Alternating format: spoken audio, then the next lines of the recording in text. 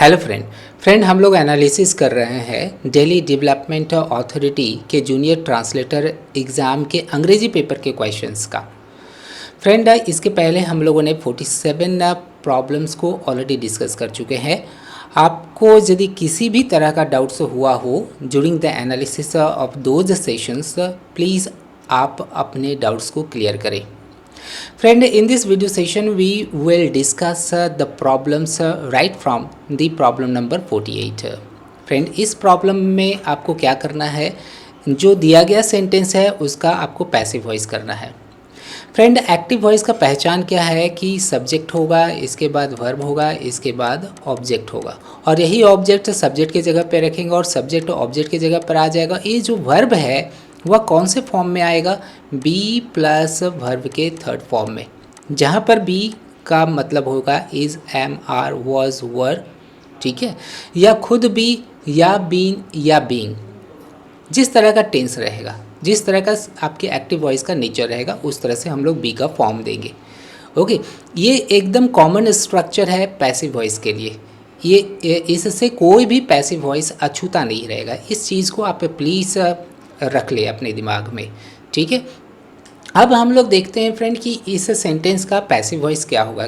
थोड़ा हम लोग इस पर विचार कर लें, इसके बाद ऑप्शंस को देखेंगे, तब सटीकता से हम ऑप्शन की तलाश कर सकते हैं, ठीक है। यहाँ पर सब्जेक्ट आपको दे नज़र आ रहा है, इसके बाद जो वर्ब है वर नॉट मेकिंग, और वर नॉट मेकिंग का पैसिव क्या हो जाएगा? Be plus V3 form. ये बी खुद है, और चूंकि कंटिन्यूअस टेंस में है तो बी के बाद फिर आपको बीइंग लगाना पड़ेगा, और बीइंग के बाद आपको वर्ब का थर्ड फॉर्म लगाना पड़ेगा, ठीक है। इस तरह के स्ट्रक्चर कौन फॉलो कर रहा है वो आपको देखना है। ओके, यहाँ देखिएगा हैव यूज़ किया गया है, इसलिए ये गलत हो गया। इसके बाद फिर यहाँ पर देखेंगे कंटिन्यूअस टेंस का यहाँ यूज़ नहीं किया जा रहा है, जबकि एक्टिव वॉइस कंटिन्यूअस टेंस में है, ये कंटिन्यूअस टेंस में नहीं है, इसलिए ये भी तो खत्म हो गया, ठीक है। अब हम लोगों के हाथ में दो ही ऑप्शंस बचे हुए हैं। अब देखते हैं दो ऑप्शंस को बढ़िया से। यहाँ देखिएगा, ये भी देखिए कि ये कंटिन्यूअस टेंस को नहीं फॉलो कर रहा है, इसलिए ये भी गलत हो गया। ऑब्वियसली बचा क्या है? दूसरा ही बचा है। इससे क्या चीज़ निकल कर के बाहर आ रहा है कि आपको ध्यान रखना है सब्जेक्ट को और इसके बाद वर्ब को। ओके, वर्ब का जो भी दिया गया है एक्टिव वॉइस में वर्ब, उसका पैसिव फॉर्म में आप उसको ले आइए। इसके बाद फिर आप ऑप्शंस को देखना शुरू कर दीजिए, आप तुरंत ही एग्जैक्ट ऑप्शन तक पहुंच जाएंगे। ओके फ्रेंड, ये हुआ एक्टिव पैसिव से रिलेटेड एक प्रॉब्लम। अब हम लोग नेक्स्ट प्रॉब्लम पर फोकस करते हैं। नेक्स्ट प्रॉब्लम आप स्क्रीन पर देख पा रहे हैं, क्या है? ये ब्लैंक पर आधारित है। दो ब्लैंक्स आपको दिख रहे हैं, इसमें आपको एप्रोप्रिएट वर्ड को फिल करना है। Please dash for some time, कृपया थोड़ी देर के लिए क्या करिए? वेट का यूज़ करना है ना।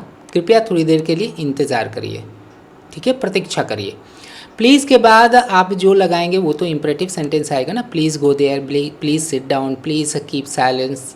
ओके, तो वर्ब का फर्स्ट फॉर्म आना चाहिए, और यहाँ वर्ब का फर्स्ट फॉर्म है, यहाँ वर्ब का फर्स्ट फॉर्म है, ये नहीं है, ये नहीं है, ये दो तो ऐसे ही छट गया, ठीक है। Please wait for some time, दे कुछ देर इंतज़ार करिए। वे लंच करते हैं या वे लंच कर रहे हैं? ऑब्वियसली इंतज़ार करने के लिए कहा रहा है क्योंकि वे लोग लंच कर रहे हैं। ये कंटिन्यूअस टेंस में होना चाहिए, लेकिन कंटिन्यूअस टेंस में सेकंड वाला नहीं है, इसलिए ये गलत हो गया। क्या होना चाहिए? ऑब्वियसली फर्स्ट वाला होना चाहिए। इसके बाद फ्रेंड हम लोग नेक्स्ट प्रॉब्लम पर फोकस करते हैं। नेक्स्ट प्रॉब्लम क्या है? Choose the dash of the two evils, ठीक है। ये जो दिख रहा है ऑफ द टू एविल्स, दो एविल्स में, दो बुराइयों में कोई एक शायद चुनने की बात कर रहा है। ऑब्वियसली चूज़ है तो चुनने की बात कर रहा है। किस तरह की बुराइयाँ? ओके, तो उसके लिए यहाँ पर आपको चार ऑप्शंस दिख रहा है। पहला है मोर लेस, ये कॉम्पैरेटिव डिग्री है, ये भी कॉम्पैरेटिव डिग्री है। दो कॉम्पैरेटिव डिग्री साथ में नहीं आ सकता, इसलिए पहला तो ऑप्शन तो नहीं होगा। इसके बाद दूसरा देखिएगा less, choose the less of the two evils, ये हो सकता है। इस पर हम लोग डिस्कस करते हैं, इसको रिजर्व में हम लोग रखते हैं, ठीक है। और ये भी क्या है ना कि ये भी कॉम्पैरेटिव फॉर्म में है, इसके बारे में भी हम लोग रख सकते हैं। ये दोनों के बारे में हम लोग चर्चा करेंगे डिटेल में, लेकिन एटलीस्ट ये जो फोर्थ वाला है ये तो नहीं हो सकता है। ये सी डी में है, ये सी डी में, मतलब दोनों कॉम्पैरेटिव डिग्री में है। अब हम लोगों को ये जानना है कि लेस और लेसर में डिफरेंस क्या है। ठीक है, लेस तो खुद अपने आप में कॉम्पैरेटिव फॉर्म है।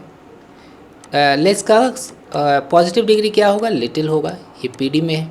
इसका सी डी क्या हो जाएगा, लेस, और इसका एस डी क्या हो जाएगा, लीस्ट। ठीक है, अब यहाँ लेस है और ये लेसर, लेस में भी यहाँ पर क्या किया जा रहा है, एक ईयर फॉर्म डाला जा रहा है। तो इस लेस और इस लेस में क्या डिफरेंस है, चलिए इस पर हम लोग डिस्कस करते हैं। फ्रेंड, जो लेस किससे आया हुआ, लिटिल से आया हुआ, ये क्वांटिटी को शो करता है। मेरे पास थोड़ा ज्ञान है, I have a little knowledge. मेरे पास थोड़े पैसे हैं, I have a little money. Okay, वहाँ पर लेसर का यूज़ नहीं कर सकते, ये क्वांटिटी को शो करता है, लेकिन ये क्वांटिटी को शो नहीं करता, ये साइज़ के सेंस में यूज़ होता है, या किसी भी तरह के जो सफरिंग्स है उसके सेंस में ये यूज़ होता है, लेकिन ये क्वांटिटी में एटलीस्ट नहीं यूज़ होता है। ओके, अब देखिएगा ये क्या एवेल्स क्या क्वांटिटी को शो करता है, ऑब्वियसली क्वांटिटी नहीं है कि आप इसको चुल्लू में एवेल्स को रखेंगे। ठीक है, तो इस कारण से सेकंड ऑप्शन यहाँ नहीं होगा, आपको क्या लगाना पड़ेगा, लेसर को लगाना पड़ेगा। ठीक है, लेसर का यूज़ सफरिंग्स के लिए यूज़ होता है या इस तरह का एब्स्ट्रैक्ट चीज़ों के लिए यूज़ होता है। ओके, तो इस कारण से थर्ड ऑप्शन ही सही ऑप्शन है। नेक्स्ट प्रॉब्लम को देखिएगा, until you dash the stop button the alarm dash on ringing. ठीक है, जब तक कि आप स्टॉप बटन को नहीं दबाएंगे तब तक अलार्म बजते रहेगा, यही कह रहा है ना। आपको एक चीज़ ध्यान में रखना है इस तरह के प्रॉब्लम्स को सॉल्व करने से पहले कि अनटिल जो क्लॉज है या इफ़ क्लॉज है या अनलेस क्लॉज है, इस तरह के जो क्लॉजेस है ये अपने क्लॉज में कभी भी फ्यूचर इंडिकेटर नहीं लेगा, शैल या विल का यूज़ हम लोग नहीं करेंगे। ठीक है, देखिएगा फर्स्ट ऑप्शन में अनटिल वाले क्लॉज में विल प्रेस लगा हुआ है, इसलिए ये गलत हो गया। विल हैव इसमें भी यूज़ किया गया, इसमें भी फ्यूचर इंडिकेटर का यूज़ किया गया, इस कारण से ये तीनों ही ऑप्शंस यहाँ पर गलत हो गए। तो ऑब्वियसली कौन एक आ रहा है, फोर्थ आ रहा है, और फोर्थ ही सही होगा। कितने आसानी से यहाँ पर हम लोग सॉल्व किए इस चीज़ को। बस इन तीन चीज़ों को आपको याद रखना है, अनटिल क्लॉज, इफ क्लॉज और अनलेस क्लॉज कभी भी अपने साथ फ्यूचर इंडिकेटर नहीं लेता है। ठीक है, तब क्या हो गया, until you press the stop button, जब तक ही आप रोकने वाले बटन को प्रेस नहीं करते हैं तब तक ये जो अलार्म है वो बजते रहेगा। Will go on ringing, go on मतलब कंटिन्यू रखना। ठीक है, गो ऑन के बाद हम लोग वर्ब का फोर्थ फॉर्म ये जिरंड है, जिरंड को लगाते हैं। ठीक है फ्रेंड, आशा करते हैं आप इसे अच्छी तरह से समझ गए होंगे। इसके बाद फ्रेंड हम लोग नेक्स्ट प्रॉब्लम को रुख करते हैं। नेक्स्ट प्रॉब्लम क्या है, 52nd का जो प्रॉब्लम है, इस प्रॉब्लम में क्या कह रहा है, select the most appropriate option to fill in the blank. Hankering dash riches in is an idle pursuit if you are seeking true happiness. यदि आप वास्तविक सुख के खोज में है, आनंद की खोज में है, यदि आप उसकी खोज उसकी तलाश कर रहे हैं, उस आनंद की तलाश कर रहे हैं, तब आपको क्या चाहिए, तो हैंकरिंग आफ्टर रिचेस। तब यदि आप इच्छा रखते हैं धन दौलत के पीछे भागने का, तब ये बेकार का एक आइडल परस्यूट है। आइडल यहाँ पर बेकार का कहेंगे, एक बेकार का काम है। ओके, उसे ना करें। हैंकर के बाद प्रीपोजिशन हम लोग आफ्टर देखते हैं, ना कि किसी अन्य प्रीपोजिशन के बारे में बात करेंगे। ठीक है, हैंकर आफ्टर मतलब क्या होता है, डिज़ायर होता है। ओके, इस चीज़ को याद रखेंगे। और हैंकर के साथ प्रीपोजिशन आफ्टर आता है। Okay, hankering after riches, riches यहाँ पर धन दौलत है, और रिच सिर्फ कहेंगे तो ये एडजेक्टिव हो गया। ठीक है, अब रिच में आप ईएस लगा देते हैं तब ये नाउन हो जाता है, और इसका मतलब होता है वेल्थ। ओके, आशा करते हैं आपको ये बात याद रहेगा। ठीक है, we should not make after riches, हम लोगों को वेल्थ के पीछे नहीं भागना चाहिए, धन दौलत के पीछे नहीं भागना चाहिए। मेक आफ्टर मतलब पीछे चलना, पीछे भागना। ओके, ये हुआ फ्रेंड 52nd का एनालिसिस, डिटेल एनालिसिस। हम लोग नेक्स्ट प्रॉब्लम को देखते हैं। नेक्स्ट प्रॉब्लम क्या है 53rd का, ये है आपको यहाँ पर सेंटेंस को अरेंज करना है। ठीक है, हम लोग चलते हैं अरेंज करते हैं। ये फ्रेंड सेंटेंसेस का अरेंजमेंट नहीं है, यहाँ पर फ्रेजेस का हम लोग अरेंजमेंट यहाँ देख पा रहे हैं। पहले ही वाला हम लोग देखते हैं, रूल्स आ रहा है, रूल्स द वर्ल्ड। यहाँ रूल्स जो आ रहा है ये वर्ब है। वर्ब का कौन सा फॉर्म है, 5th फॉर्म है, तो ऑब्वियसली इसका एक सब्जेक्ट है, ओके, जो सिंगुलर होगा। इस सेंटेंस में देखिएगा ऑफ के बाद अ मदर जो आ रहा है ये तो ऑब्जेक्ट है। किसका ऑब्जेक्ट है, प्रीपोजिशन का ऑब्जेक्ट है। ठीक है, इसके बाद फिर देखिएगा in the building, building of a nation, ये जो इन के बाद ये जो आ रहा है ये भी ऑब्जेक्ट है। तो ऑब्वियसली ये हालांकि नाउन फ्रेज रहने के बावजूद भी ये इसका सब्जेक्ट नहीं हो सकता है, इसलिए ए के बाद हम लोग सॉरी ये जो पार्ट है वो इसके बाद ए नहीं आ सकता, बी ए नहीं हो सकता है। कहीं पर बी ए है तो उसको हम लोग छाटेंगे। देखिएगा बी ए दूसरा में है इसलिए इसको हम लोग छांट देंगे। ठीक है, अब है क्या है कि rules the world is a proverbial. Proverbial क्या है, यह एक एडजेक्टिव है। एल क्या बतलाता है कि यह एडजेक्टिव है, और एडजेक्टिव के बाद नाउन आता है। ठीक है, ए के बाद देखिए प्रोवर्बियल के बाद क्या आ जा रहा है, एक प्रीपोजिशन आ रहा है, इसलिए अगर ए के बाद किसी भी ऑप्शन में बी आ रहा है तब वो गलत हो जाएगा। ए के बाद बी किसी में है, ए के बाद डी है, ए के बाद डी है, और ऐसे भी है नहीं। तो प्रोवर्बियल के बाद ए चूँकि एडजेक्टिव है तो, और ए आर्टिकल आया हुआ है, ये इस चीज़ को कंफर्म करता है, असर्टेन करता है कि प्रोवर्बियल के बाद आपको नाउन देना ही होगा। तो प्रोवर्बियल के बाद आपका नाउन, जस्ट नाउन कौन सा आ रहा है, एक देखिए स्टेटमेंट आ रहा है। ठीक है, इसके बाद हम लोग एकदम डी को देख पा रहे हैं, आएगा। आप पढ़ करके भी देख लीजिए। Rules the world is a proverbial statement that emphasises the role of mother. यहाँ क्या देख पा रहे हैं, ए के बाद डी, डी के बाद बी, ए के बाद डी और डी के बाद बी। ए डी बी किस में है, ए डी बी, अच्छा इसमें है ए डी बी, और इसमें भी ए डी बी है, इसमें नहीं है, इसलिए ये खत्म हो गया। तो हम लोगों को बस ये दो ऑप्शन पर विचार करना है। ठीक है, अब हम लोगों को देखना है कि ये जो रूल्स है, ये जो वर्ब का 5th फॉर्म है, ये तो ए डी बी यहाँ पर हम लोगों का फिक्स्ड हो गया। अब हम लोगों को देखना है कि एक सी ही ना बचा हुआ है, तो सी को क्या करते हैं, यहाँ the hand that rocks the cradle. देखिएगा द हैंड सिंगुलर है, और ये जो दैट रॉक्स आ रहा है, ये दैट क्या है, रिलेटिव प्रोनाउन है, और रिलेटिव प्रोनाउन के पहले ये जो दी हैंड आया हुआ है क्या है, एंटीसीडेंट। आप प्रोनाउन के ग्रामेटिकल चैप्टर में ज़रूर पढ़े होंगे, और इसके अनुसार ये वर्ब का 5th फॉर्म आ रहा है। ठीक है, ये तो यहाँ पर सेटिस्फाइड हो गया, दैट अपने रॉक्स को लेकर के सेटिस्फाइड हो गया, लेकिन ये दी हैंड को भी तो चाहिए, इसका अपना एक वर्ब तो होना चाहिए। इसका वर्ब कहाँ दिख रहा है, ऑब्वियसली इसका वर्ब ए में दिख रहा है, तो ऑब्वियसली सी हम लोगों का पहला आएगा, इसके बाद ए आएगा, इसके बाद डी आएगा, इसके बाद फिर हम लोगों को बी को लगाएंगे। कहाँ हम लोग देख पा रहे हैं, सिर्फ और सिर्फ तीसरा में ही देख पा रहे हैं, इसलिए यही होगा आंसर हम लोगों का। फ्रेंड आप प्लीज़ इस एनालिसिस को नहीं समझे हैं तो फिर से आप क्या करिए कि इसे आप देख लीजिए, इसको रिवाइंड करके देख लीजिए। ठीक है, आपको समझ में आएगा, और यही टेक्निक फॉलो करिएगा अन्य तरह के प्रॉब्लम्स को सॉल्व करने के लिए, जो कुछ इसी तरह का होगा। ठीक है फ्रेंड, जो नेक्स्ट प्रॉब्लम है वह ऐसा प्रॉब्लम जिसमें एक ब्लैंक आपको दिख रहा है, और इस ब्लैंक में आपको एप्रोप्रिएट वर्ड को फिल करना है। ठीक है, दी डैश पेन। ओके, यहाँ पर ऑब्वियसली एडजेक्टिव आएगा, और सारे एडजेक्टिव्स हैं यहीं पर। ठीक है, कैसा पेन, किस तरह का दर्द का यहाँ बात हो रहा है, आगे पढ़ते हैं तो ठीक है, नहीं तो फिर इतना ही दूर तक आप देखिए। ठीक है, इंट्रेपिड का मतलब आपको समझना है। इंट्रेपिड कहने का मतलब हो गया कि जिसमें कोई रिस्क इन्वॉल्व ना हो। Okay, not involve any risk, जैसे कि जर्नी करिए या आप बाहर जा रहे हैं अपनी बाइक को लेकर के या गाड़ी को लेकर के, तब आपको इंट्रेपिड ड्राइविंग करना चाहिए। ठीक है, जिसमें किसी भी तरह का कोई रिस्क ना हो। आप थोड़ा हेलमेट लगा करके जाइए, आप सीट बेल्ट लगा करके जाइए, आपका जो गाड़ी का स्पीड है वो मॉडरेट रखिए, बहुत ज़्यादा स्पीड भी मत रखिए, बहुत कम भी मत रखिए। ठीक है, मॉडरेट रखिए, ताकि किसी भी तरह का ऐसा कुछ अनहोनी होने का आसार नज़र आए तो फिर आपको संभलने के लिए मौका मिल जाए।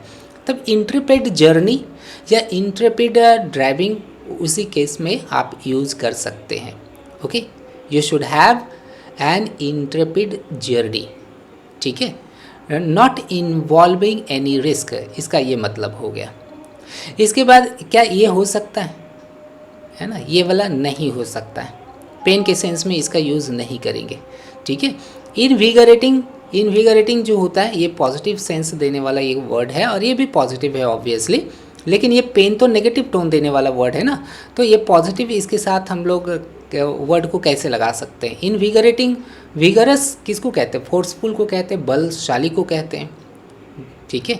उसने विगरस स्पीच दिया, मतलब कि काफ़ी अच्छा भाषण दिया जिसमें उसका जोश दिख रहा था, उसमें उसकी पावर दिख रही थी, तब उस तरह के जो पावर को हम लोग कहेंगे विगरस। ओके, यहाँ पे इनविगरेटिंग है, ये एडजेक्टिव बना रहा है, आईएनजी फॉर्म अंत में आ रहा है, ठीक है। इसका मतलब हो गया बल प्रदान करने वाला। ओके, फोर्स, बलदायी आप कह सकते हैं, बल देने वाला। तो क्या कोई भी दर्द बल देने वाला होगा? पॉजिटिव वर्ड इसके साथ तो यूज़ ही नहीं हो सकता है, इसलिए ये भी गलत हो गया। फ्रेंड, एक्सक्रूसिएटिंग का जो मतलब होता है, इसका मतलब होता है कि गोइंग बैड टू वर्स, मतलब बद से बदतर होने वाला। ओके, तो ये पेन ऑब्वियसली बद से बदतर हो सकता है। आगे इसको लेकर के पढ़िए, the excruciating pain did not allow her to sleep for even a moment. बद से बदतर हुआ जो दर्द हो रहा था उसे, वो उसको सोने के लिए नहीं दे रहा था, एक क्षण के लिए भी नहीं उसे सोने के लिए दे रहा था, तो ऑब्वियसली ये वाला हो सकता है। और फ्रेंड, हम लोग फोर्थ को देखते हैं। फोर्थ भी हम लोगों का पॉजिटिव टोन देने वाला वर्ड है और इसका मतलब होता है काफ़ी बेहतरीन, काफ़ी अच्छा। ओके, सुपर्ब के सेंस में, आप ब्यूटी के सेंस में आप इसका यूज़ करिएगा कि वहाँ का जो लैंडस्केप है, वहाँ की जो ज़मीनी सुंदरता है, लैंडस्केप मतलब ज़मीनी सुंदरता वो एक्सक्विजिट है। शिमला का जो घाटी है वो एक्सक्विजिट ब्यूटी लिए हुए हैं, उस केस में आप इस वर्ड का यूज़ करिए, ठीक है। फ्रेंड, हम लोग 55th प्रॉब्लम में क्या देख पा रहे हैं, क्या करना है इसका एक्टिव से पैसिव वॉइस करना है, ठीक है। ये एक्टिव से पैसिव नहीं, एक्टिव वॉइस ये दिया हुआ है। सेलेक्ट दी ऑप्शन,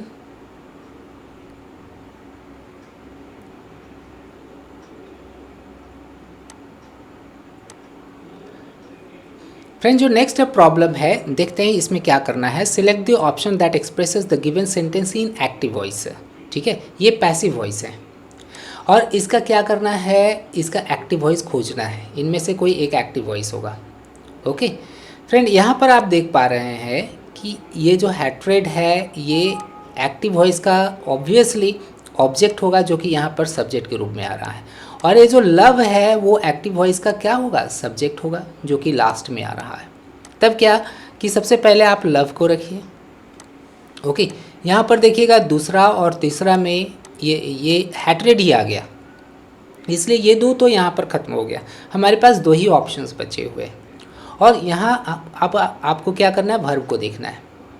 यहाँ क्या है, मॉडल कैन के रूप में आया हुआ है, तो लव के साथ आप कैन लगाइए, ठीक है। और ये कहाँ है, ये देखिएगा कि आपका फर्स्ट वाला में कैन का यूज़ हुआ ही नहीं है, इसलिए वो ख़त्म हो गया। आपका आंसर ऑब्वियसली फोर्थ है, ठीक है। लव कैन ओवरकम हैट्रेड, प्यार घृणा पर हावी हो सकता है, ठीक है। लव जो है वो जीत जाता है घृणा पर, नापसंदगी पर।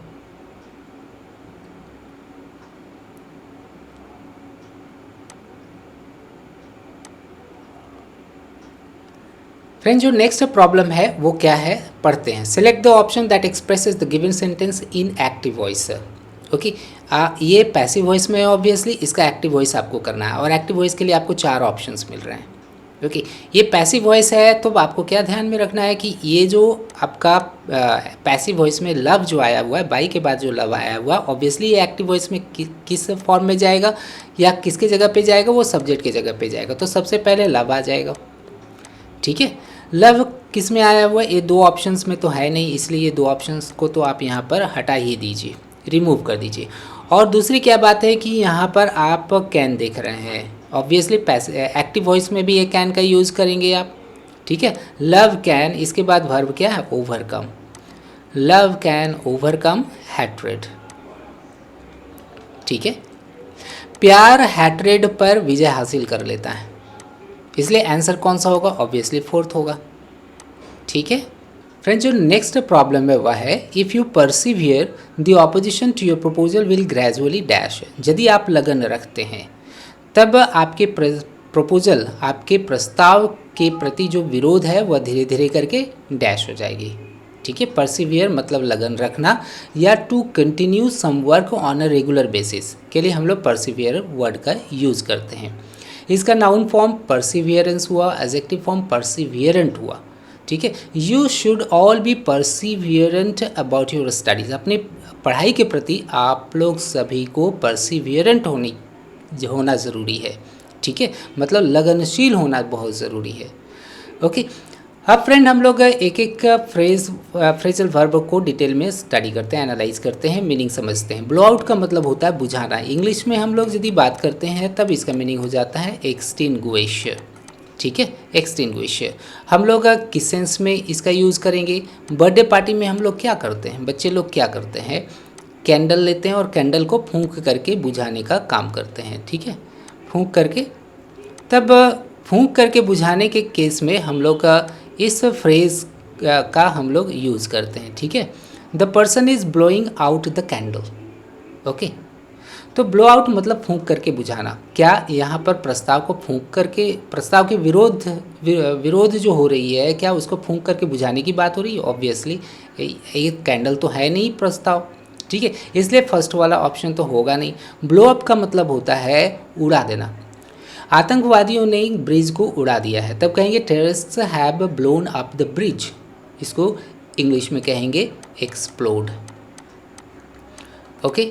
अब तीसरा जो फ्रेज़ है वह है ब्लो ओवर। ब्लो ओवर का मतलब होता है धीरे धीरे करके ख़त्म हो जाना। जैसे कि डोंट वरी, परेशान मत होइए, धीरे धीरे करके परेशानियां ख़त्म हो जाएगी, ठीक है। Don't worry, all the troubles will blow over, okay. तो परेशानियों के सेंस में, यहाँ पर विरोध के सेंस में यहाँ यूज़ हुआ है कि ये विरोध जो है आपके प्रपोजल के प्रति वो धीरे धीरे करके ख़त्म हो जाएगी। ऑब्वियसली ये अप्रोप्रिएटली यहाँ पर यूज़ होने वाला फ्रेज़ है, इसलिए यही आपका करेक्ट ऑप्शन है। हालांकि हम लोग फोर्थ ऑप्शन पर भी विचार कर ली। ब्लो डाउन का मतलब होता है एक तरफ झुक जाना। कैसे एक तरफ झुका देना या झुक जाने के सेंस में इसका यूज़ करेंगे, जब हवा चलती है तब पेड़ एक तरफ झुक जाता है, ओके। तब हम लोग इस फ्रेज़ का यूज़ करेंगे, तब कहेंगे the strong wind has blown down the trees, okay. इस तरह से ये चारों फ्रेजेस का मीनिंग आप लोग समझ गए होंगे और यूज़ भी आप लोग देख लिए होंगे। फ्रेंड, हम लोग नेक्स्ट प्रॉब्लम को देखते हैं। नेक्स्ट प्रॉब्लम क्या है, select the most appropriate meaning of the given idiom, give the shirt off one's back. Friend, जो ईडियम होता है वह फ्रेज ही होता है, लेकिन फ्रेज और ईडियम में थोड़ा डिफरेंस होता है, ओके। ईडियम फ्रेज हो सकता है, लेकिन फ्रेज भी ईडियम हो सकता है। इस कारण से क्या है ना कि जब भी बात होती है ईडियम्स और फ्रेजेस की बात, तो दोनों साथ में ही आते हैं, ईडियम्स एंड फ्रेजेस, ओके। लेकिन ईडियम्स की यदि हम लोग बात करते हैं तब इसके दो मीनिंग निकलते हैं। एक जो मीनिंग निकलता है वो लिटरल मीनिंग निकलता है और दूसरा जो मीनिंग निकलता है वो फिगरेटिव मीनिंग निकलता है। लिटरल को हम लोग हिंदी में क्या कहते हैं, शाब्दिक, और इसको हम लोग कहते हैं अलंकारिक। जो इडियोमेटिक एक्सप्रेशंस होते हैं उसके दो मीनिंग होते हैं, और जो फ्रेजेस होते हैं, साधारण तरह के जो फ्रेजेस होते हैं जिसका साइज़ छोटा होता है, जैसे गो अप हो गया, ब्लो अप हो गया, ब्लो डाउन हो गया, ओके, कम अक्रॉस हो गया, कम बाई हो गया, ये सब सारे फ्रेजेस है, वे सब सारे ईडियम्स नहीं है। ईडियम्स के दो मीनिंग निकलेंगे, जैसा आपको यहाँ पर मैंने बताया, एक लिटरल और दूसरा फिगरेटिव, ठीक है। लिटरल मीनिंग इसका क्या है, तो give the shirt off one's back, देना। किस तरह से देना, अपने शर्ट को देना, उतार करके। शर्ट ऑफ कह रहा है, यहाँ सेपरेशन का सेंस है, भाव है, अपने पीठ पर से शर्ट को उतार करके देना। आप लोग फिल्मों में देखते होंगे कि हीरो और हीरोइन कहीं पर फंसे हुए हैं, चाहे जंगल हो, काफ़ी ठंड और ठंड है, तब ऐसी स्थिति में देख रहे हैं कि हीरोइन के पास गर्म कपड़े नहीं है, तब हीरो क्या करता है, वे अपने शर्ट को उतार करके हीरोइन को दे देते हैं। ठीक है, तो इसका मतलब क्या हुआ कि हीरो अपनी हीरोइन की सहायता कर रहा है, उसको ठंड से बचाने की कोशिश कर रहा है। तब इसका मतलब ही होता है बचाना, सहायता करना। और यहाँ पर क्या पहला मीनिंग दे रहा है, ऑब्वियसली वही मीनिंग दे रहा है जैसा कि अभी मैंने बताया, to do anything to help someone. कोई भी चीज़ को करना किसी व्यक्ति के मदद के लिए। ठीक है, किसी व्यक्ति की मदद के लिए जो चीज़ किया जाता है उसमें हम लोग इस इडियोमेटिक एक्सप्रेशन का यूज़ करेंगे। ओके, और ये सब तो ऑब्वियसली नहीं होगा। To reuse old things, to donate money to charity, नहीं, ये सब कुछ नहीं होगा। जैसा कि मैंने आपको बताया, हीरो और हीरोइन का जो एग्जाम्पल लेकर के बताया, बस उसे आप याद रखिएगा, कभी भी आप नहीं भूलेंगे। ठीक है फ्रेंड, हम लोग नेक्स्ट प्रॉब्लम को देखते हैं। नेक्स्ट प्रॉब्लम क्या है, 58 को देखते हैं। 58 कह रहा है, एक क्वेश्चन टैग देने की बात कर रहा है। ठीक है, she understands English quite well. मैंने बताया था कई सारे प्रॉब्लम्स आए क्वेश्चन टैग्स पर बेस्ड। ये भी क्वेश्चन टैग पर ही बेस्ड है। यहाँ पर कॉमा और एक इंट्रोगेशन मार्क है, तो इसका मतलब है कि ये यहाँ क्वेश्चन टैग ही है। इसके लिए मैंने बताया था कि जो सेंटेंस दिया हुआ रहता है उस सेंटेंस का ऑक्सिलरी वर्ब को निकालना है। इसमें अंडरस्टैंड्स में ऑक्सिलरी वर्ब क्या छुपा हुआ, ऑब्वियसली डज है। ठीक है, डज है, और ये सेंटेंस एफर्मेटिव है। ठीक है, पॉजिटिव है, तब इसको नेगेटिव बनाना है, तो नेगेटिव बन गया, डजंट हो गया। ओके, इसके बाद फिर सब्जेक्ट को लगा देना है, और इस तरह से आपका क्वेश्चन टैग बन गया। ठीक है, वह अंग्रेजी बहुत अच्छी तरह से समझती है, नहीं समझती है क्या, डजंट शी। ओके, नहीं तो हम लोग इसका हिंदी ट्रांसलेशन इस तरह से करेंगे कि वह अंग्रेजी अच्छी तरह से नहीं समझती है क्या। ठीक है, मतलब वह समझती है। ओके, तब ये जो मैंने यहाँ पर बताया, ये कौन से ऑप्शन में, ऑब्वियसली फोर्थ वाला में है, और ये सब तो होगा नहीं, ये पॉजिटिव ही रह गया। यहाँ क्वेश्चन टैग वो गलत हो गया, ये पास्ट टेंस में आ गया जबकि सेंटेंस है प्रेजेंट में है, इसलिए गलत हो गया। और शी के साथ डज का यूज़ होता है, ऑक्सिलरी वर्ब, इसमें डज छुपा हुआ ना कि डोंट छुपा हुआ है। ठीक है।